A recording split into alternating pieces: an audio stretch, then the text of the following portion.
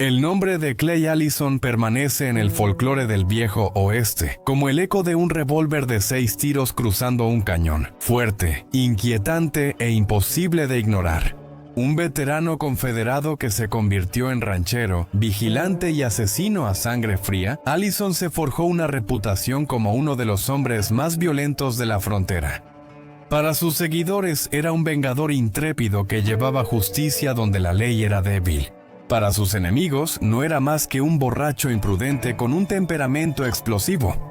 Su historia está envuelta en verdades a medias, encuentros sangrientos y leyendas que crecieron más allá de la realidad, dejando un legado tanto temido como mitificado. Para Huellas de la Frontera, esta es la balada de Clay Allison, mejor conocido en la leyenda del viejo oeste como El Pistolero. Esta es su historia.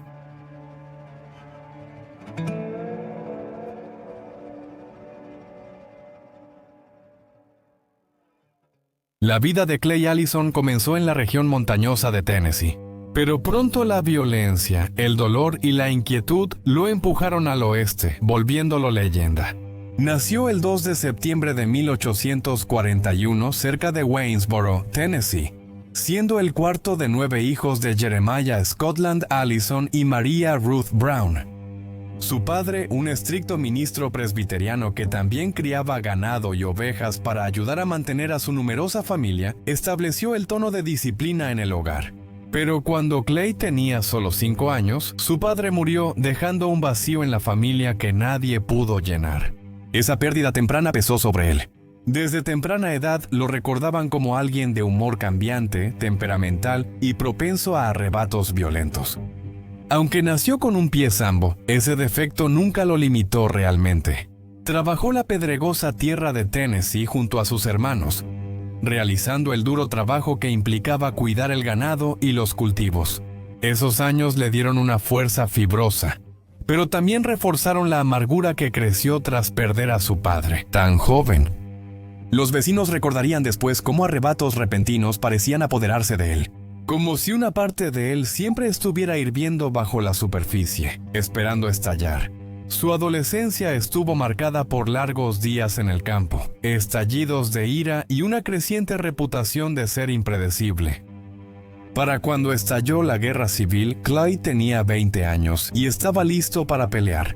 El 15 de octubre de 1861 se alistó en el ejército de los Estados Confederados, uniéndose a la batería de artillería del capitán Buibobiapo, H. Jackson. Casi de inmediato, su temperamento y volatilidad destacaron.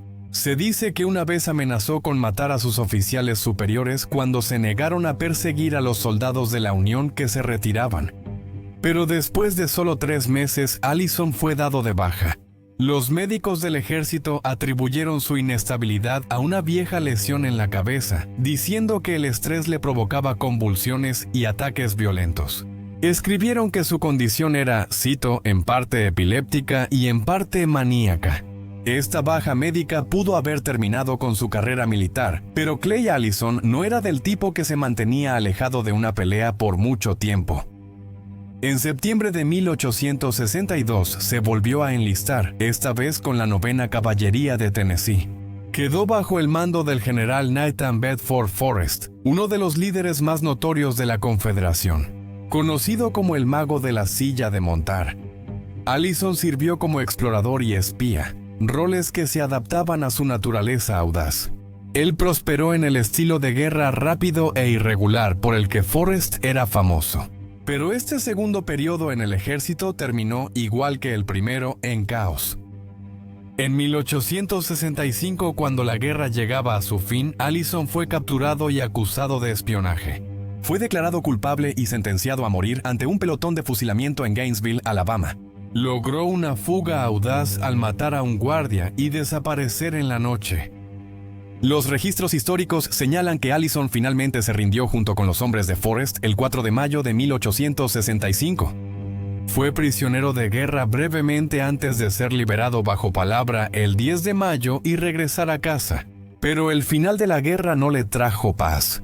En cambio, regresó a Tennessee, amargado, inquieto y buscando una forma de desahogar su enojo. Poco después se vio envuelto en enfrentamientos violentos. Algunos de estos encuentros están envueltos en mito.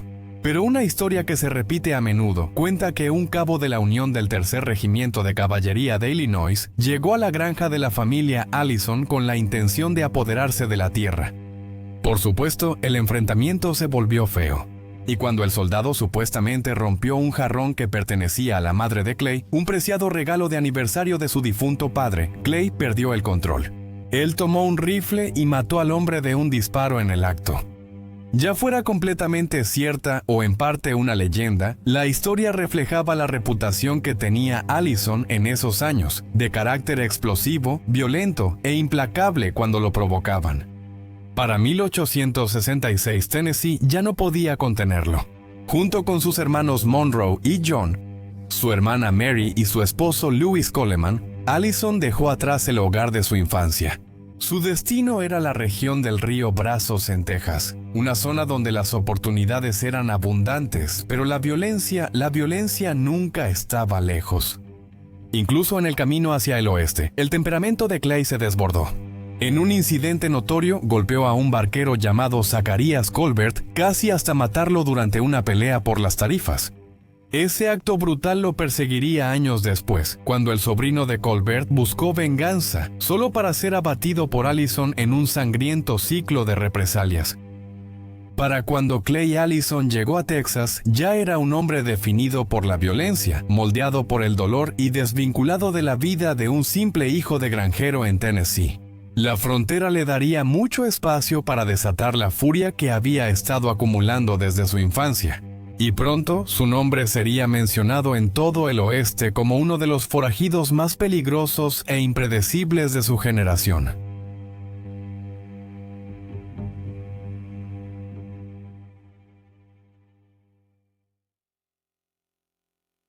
No pasó mucho tiempo antes de que Clay Allison dejara atrás su antigua vida en las colinas y comenzara a forjarse una nueva identidad en la frontera de Texas.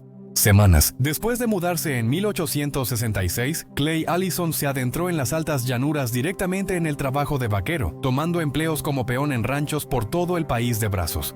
El trabajo era brutal. Días largos en la silla de montar, tormentas en campo abierto y noches pasadas bajo las estrellas.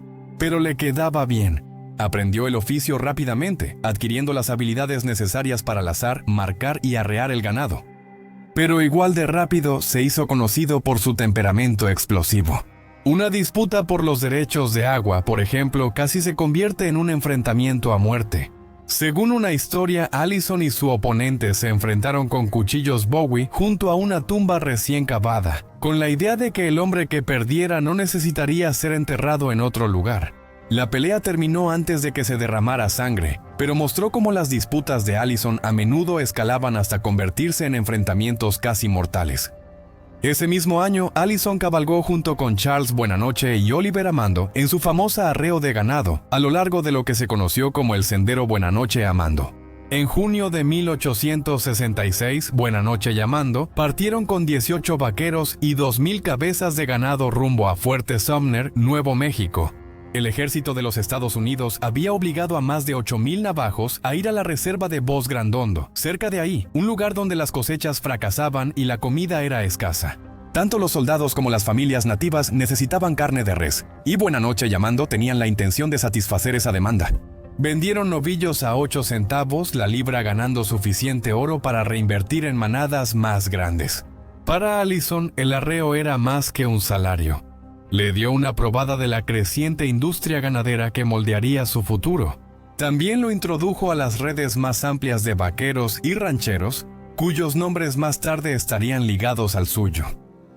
En 1870, Allison y varios hermanos se mudaron al condado de Colfax, Nuevo México. En el trayecto llevó 300 cabezas de ganado como pago y se estableció cerca de la confluencia de los ríos Romejo y Canadian. Allí reclamó un terreno cerca de lo que más tarde se convertiría en el pueblo de Springer. Su pequeño rancho resultó rentable y por un breve tiempo parecía estar listo para establecerse como ranchero. Pero verás, Allison nunca estuvo lejos de los problemas. Las noches que pasaba en los salones de Cimarrón y Elizabethtown le dieron la reputación no solo de ser un ganadero, sino también de ser un bebedor empedernido con un desenfunde rápido. No pasó mucho tiempo antes de que su nombre se asociara con la violencia en el condado de Colfax. En el otoño de 1870, Allison estaba bebiendo en un salón de Elizabethtown, cuando una mujer angustiada irrumpió en el lugar, afirmando que su esposo Charles Kennedy había asesinado a viajeros, incluido su propio hijo. Allison organizó rápidamente una partida y cabalgó hasta la cabaña de Kennedy. Adentro descubrieron restos espeluznantes, huesos quemados y cuerpos descompuestos, prueba de que Kennedy realmente había sido asesinado. Las autoridades locales tardaron en actuar, así que Allison y sus hombres tomaron la justicia en sus propias manos. Sacaron a Kennedy de su celda, lo ahorcaron y, según algunos relatos, lo decapitaron. Supuestamente, Allison llevó la cabeza del hombre casi 30 millas hasta Cimarrón, donde la exhibió en un poste afuera del Hotel St. James. Sea cierto cada detalle o no, la historia consolidó la reputación de Allison como un justiciero, alguien que impartía justicia según su propio criterio. En 1871, el nombre de Allison resurgió, ahora vinculado a un intento de robo de mulas en Fort Union. Según se informa, se llevó una docena de animales y en un segundo intento accidentalmente se disparó en el pie. La herida le dejó una cojera permanente, aunque nunca frenó su temperamento. Ese mismo año se desató en una borrachera en Cimarrón, lanzando cuchillos a una tienda, a un empleado y a un abogado llamado Melvin Mills, clavando su ropa en el marco de la puerta sin cortarlos realmente. Mills nunca perdonó la humillación. Cuando estalló la guerra del condado de Colfax, se opuso firmemente a Clay. Allison. Para principios de la década de 1870, Allison había pasado de ser un peón de rancho a un hombre tanto temido como admirado. Mientras muchos buscaban una vida tranquila en el oeste, Allison eligió un camino distinto. Una reputación como un hombre que vivía rápido, peleaba duro y resolvía cuentas con sangre. Aunque esta reputación estaba firmemente establecida en el duro y áspero suroeste estadounidense, incluso hombres como Allison no eran inmunes a los asuntos del corazón. En 1873 se enamoró de Dora McCulloch, una joven huérfana de Missouri, al cuidado de la familia de Appomattox Young. Clay y Dora se fugaron pese a la oposición de algunos tutores. Aunque las circunstancias de su matrimonio causaron sorpresa, con el tiempo las tensiones se calmaron. La joven familia llegó a aceptar a Clay, observando que, aunque no era alguien que buscara problemas por gusto, tampoco se echaba para atrás si alguien lo provocaba. Esa era la contradicción del carácter de Allison. Podía ser encantador y leal, pero seguía siendo un hombre que enfrentaba los conflictos directamente con violencia. Así como cuando hay relámpagos, hay truenos, cuando hay amor también hay odio. Poco después, el violento pasado de Allison volvió para atormentarlo. A principios de 1874 se cruzó en el camino de Charles Chunk Colbert, el pistolero con una reputación sangrienta propia. Colbert había matado a varios hombres en Texas, Nuevo México y Colorado, y se comportaba como alguien propenso a la violencia. Pero su rencor hacia Allison era personal. Casi una década antes, Clay había dejado inconsciente al mencionado tío de Colbert, el barquero Zachary Colbert, en una disputa por los peajes. Era obvio que la mala sangre no se había olvidado. El 7 de enero de 1874, Allison y Colbert coincidieron en la Clifton House, una posada del condado de Colfax. Curiosamente, los dos acordaron compartir una comida antes de saldar sus cuentas. Corrieron caballos hasta la posada antes de sentarse a la mesa. Una extraña mezcla de deporte, cortesía y derramamiento de sangre inminente. Quienes vieron a los dos hombres sentarse uno al lado del otro, dijeron después que la conversación fue casual, incluso amistosa, mientras disfrutaban de su cena. Pero ambos llevaban sus armas cerca. Colbert descansó su arma en el regazo, mientras que Allison mantenía su revólver Colt sobre la mesa al alcance de la mano. Cuando casi terminaba la comida, Colbert actuó. Intentó levantar su arma desde debajo de la mesa, probablemente esperando tomar por sorpresa a Allison. Pero el destino y el mal momento intervinieron. Su pistola se atascó en el borde de la mesa y desvió el disparo. En ese instante, Allison sacó su arma y disparó una sola vez a la cabeza de Colbert a quemarropa. Colbert murió en el lugar donde estaba sentado. Cuando le preguntaron después por qué había aceptado cenar con un hombre que sabía que quería matarlo, Allison pronunció una de las frases más memorables de su sangrienta carrera. Cita: porque no quería mandar a un hombre al infierno con el estómago vacío. Colbert fue enterrado en una tumba sin nombre detrás de la casa Clifton. Su violenta carrera terminó abruptamente por una mano más rápida y precisa con el arma. No obstante, las consecuencias no acabaron simplemente con la muerte de Colbert. Un amigo cercano, Charles Cooper, desapareció poco después. Fue visto por última vez el 19 de enero de 1874 en compañía de Allison. Los rumores en todo el condado de Colfax decían que Allison también lo había matado, ya fuera por precaución o para saldar lealtades pendientes relacionadas con Colbert. Las autoridades arrestaron brevemente a Allison bajo sospecha de asesinato, pero nunca surgieron pruebas contundentes para demostrar el cargo. El cuerpo de Cooper nunca fue recuperado, dejando solo rumores, sospechas y la reputación cada vez más oscura de Allison. Para mediados de 1870, Allison ya no era solo un ranchero de mal genio. Se estaba convirtiendo en una figura del folclore de la frontera, parte esposo y colono, parte asesino y vigilante. A donde quiera que iba, la violencia parecía seguirlo.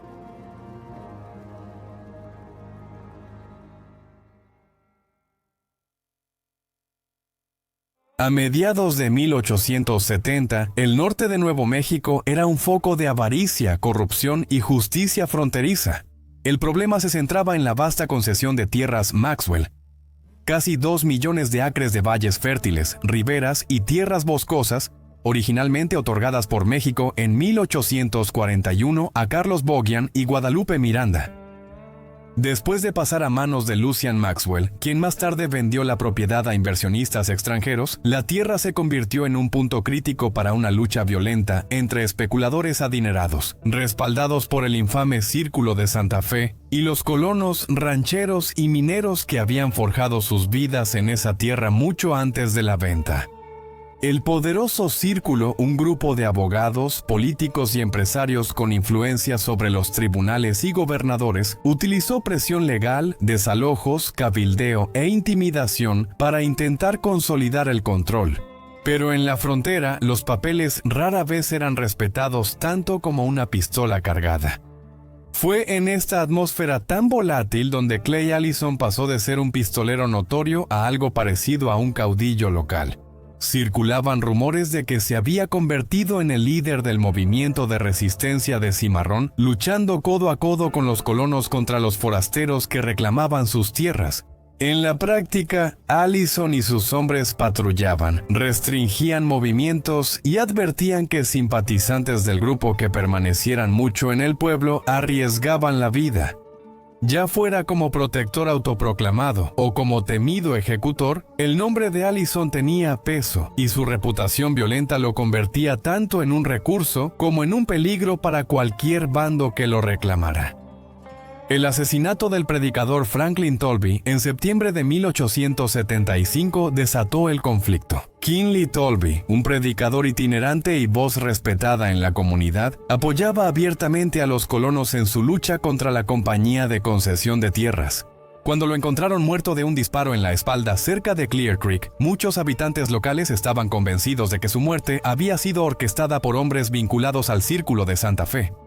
Para Allison, criada con respeto por el clero en el cinturón bíblico, el asesinato fue una atrocidad que exigía venganza. Su campaña personal contra los aliados de los Grant se intensificó drásticamente después de la muerte de Tolby, convirtiendo a Cimarrón en un pueblo gobernado por el miedo y los disparos. En pocas semanas, la justicia por mano propia dominó el lugar.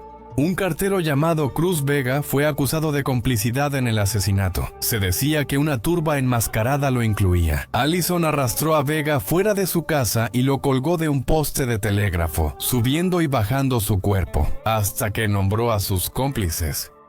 Uno de esos nombres fue Manuel Cardanas.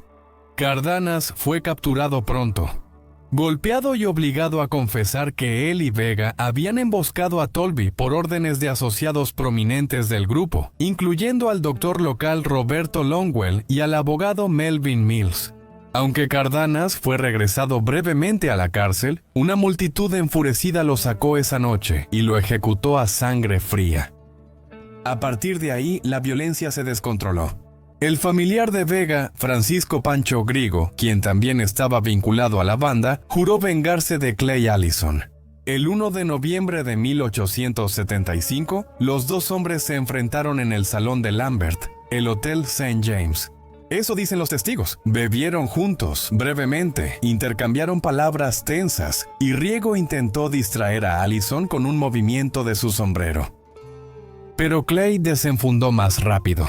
Sacó su revólver y disparó 3 veces, matando a Riego en el acto. Muy pocos lamentaron la muerte de Grigo. Ya tenía fama sangrienta, pero ese asesinato consolidó a Allison como el hombre más peligroso de Cimarrón. La guerra del condado de Colfax pronto se convirtió en una lucha mortal entre los aliados del grupo y los vigilantes colonos, con Clay Allison en el centro.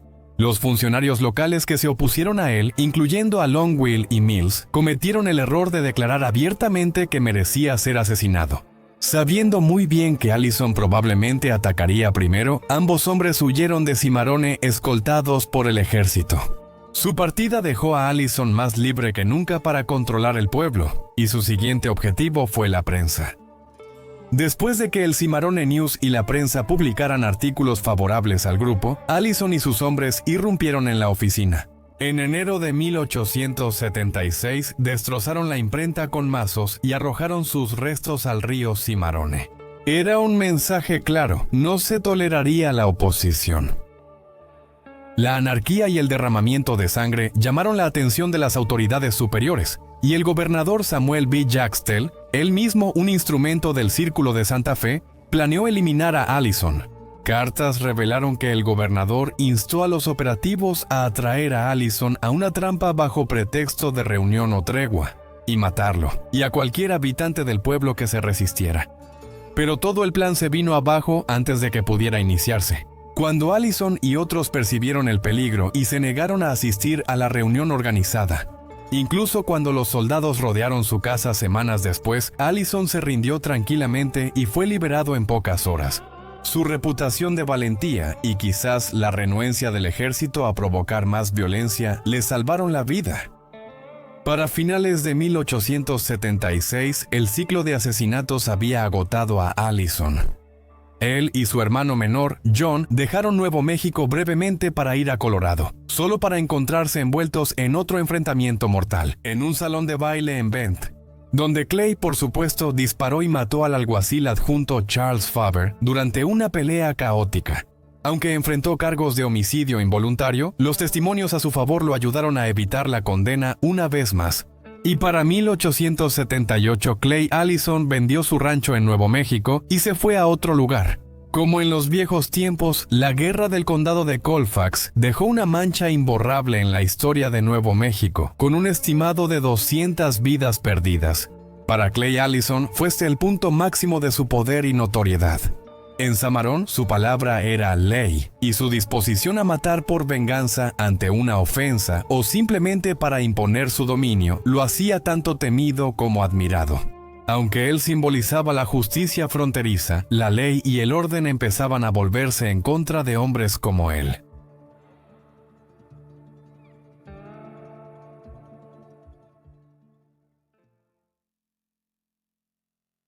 Después de años de violencia en Nuevo México, Clay Allison pasó un corto tiempo en Missouri y Kansas, y finalmente encontró trabajo como corredor de ganado en Hays City.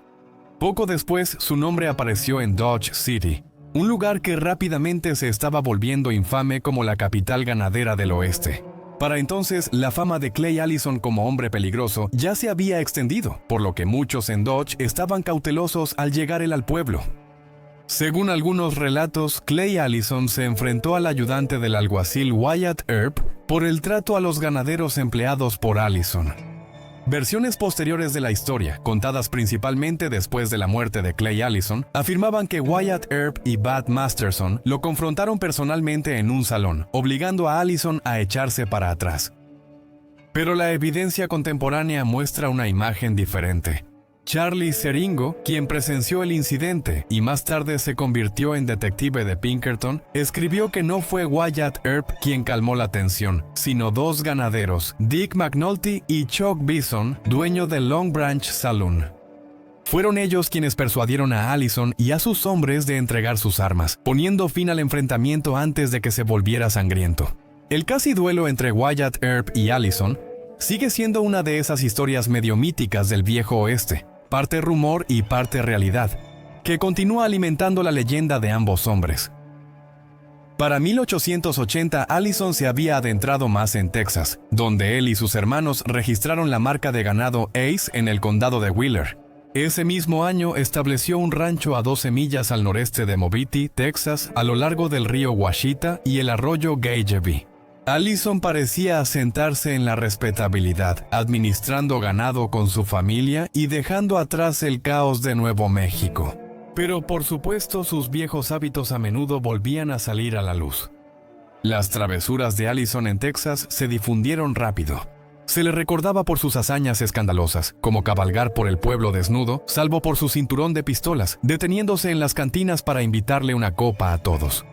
En otra ocasión, según dicen, obligó al sheriff a beber con él bajo amenaza de pistola. Aunque estos episodios suenan exagerados, reflejan el tipo de comportamiento impredecible que había acompañado a Allison durante toda su vida. Ese espectáculo y amenaza, hecho para mantener a todos alerta y no meterse con él. Para 1883, Allison vendió sus propiedades en el condado de Wheeler y se mudó con Dora a Pope's Wells, un solitario punto de referencia en el antiguo sendero Goodnight Loving, cerca de la frontera de Texas y Nuevo México. Allí, en sus antiguos terrenos, compró otro rancho cerca de un cruce en el río Picos. Fue en este entorno más aislado donde finalmente la vida familiar de Allison echó raíces. Su hija Patty nació en 1885 en Cimarrón, Nuevo México. Quienes lo conocieron en ese tiempo dijeron que se volvía más apacible. Había dejado de beber en exceso, firmó peticiones para ayudar a formar el condado de Reeves y se ganó el respeto de sus vecinos como un ganadero serio. Sin embargo, destellos del viejo Clay Allison aún salían a la luz, como la vez que supuestamente atacó a un dentista en Wyoming después de un procedimiento fallido, extrayéndose sus propios dientes a la fuerza en un ataque de furia.